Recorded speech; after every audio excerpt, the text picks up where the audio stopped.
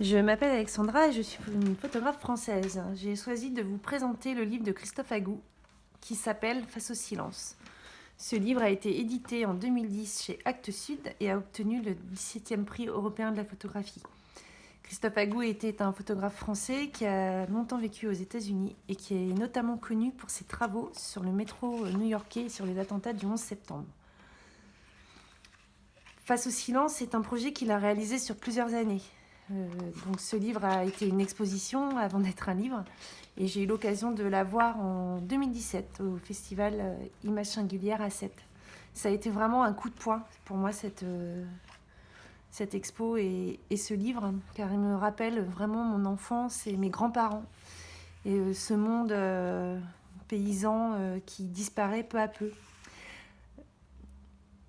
Donc Christophe Agou a réalisé ce projet sur plusieurs années, comme je vous le disais. Il évoque la vie d'un petit groupe de paysans du Forez, région dont il était originaire.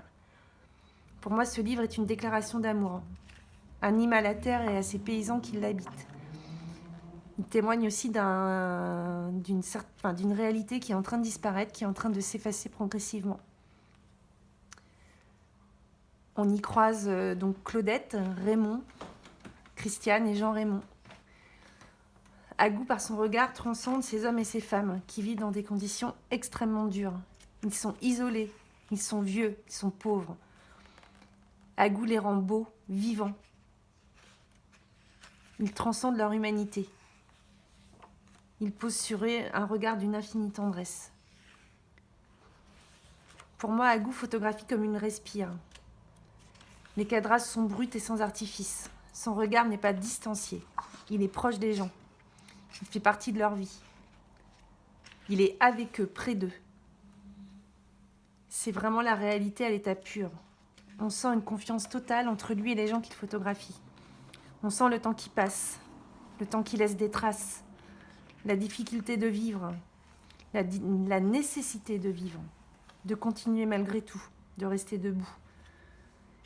Malgré la détresse, le froid, la solitude, les difficultés financières, tous ces paysans, ces femmes et ces hommes sont vivants, coûte que coûte. Il faut continuer. Le temps qui passe est un temps suspendu, figé même. Un temps suspendu aux saisons, suspendu aux vicissitudes de la vie, aux troupeaux qu'on abat à cause de la vache folle, suspendu au travail de plus en plus difficile, dans un monde qui avance sans eux et qui ne les attend plus. Il n'y a pas d'ordre chronologique ici, dans la narration. Ça alterne entre des portraits comme ici de Claudette, qui est belle, qui s'est maquillée, qui a mis du rouge sur ses lèvres, et des photos de paysages. Peu importe les saisons ici, finalement. C'est la vie dans son essence que Agou saisit. C'est le quotidien des petites choses, des petites joies. De l'œuf qu'on va chercher au fond du poulailler, de la soupe, du pain dur, des animaux qu'on soigne, qu'on nourrit, de l'ennui aussi, du délabrement, de la ferme qu'on ne peut plus entretenir. Agou est si près de l'humain qu'on touche au vécu. On est vraiment dans le dur du sujet, au plus profond de l'intime. Face au silence est un journal singulier d'un monde paysan en sursis, en survie, d'un monde qui est en train de disparaître, qui s'efface progressivement à cause d'une société qui va trop vite. Il n'y a pas de pathos ici, c'est vraiment un état des lieux sans concession, qui ne masque pas la réalité du quotidien. Agou témoigne d'une humanité hors du monde et hors du temps. Il ne cherche pas la belle image, la belle lumière. Il cherche à rendre compte d'une réalité beaucoup plus concrète, plus essentielle.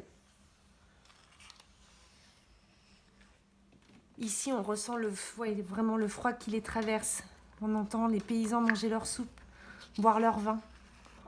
On entend les soupirs de découragement. On entend la lassitude. Je ne vais pas vous montrer toutes les images du livre, mais j'aimerais vraiment finir sur cette photo, qui pour moi est d'une humanité et elle exprime vraiment tout. Le temps, le temps suspendu, le temps qui s'arrête, la difficulté, c'est rempli d'humanité et en même temps, on ressent tout le poids de la difficulté de vivre qui est sur Claudette en fait. Face au silence n'est ni un reportage, ni un documentaire sur une forme de ruralité française. C'est vraiment une rencontre humaine et intime où des liens se sont tissés plus forts que le temps et la distance entre Christophe et ses paysans.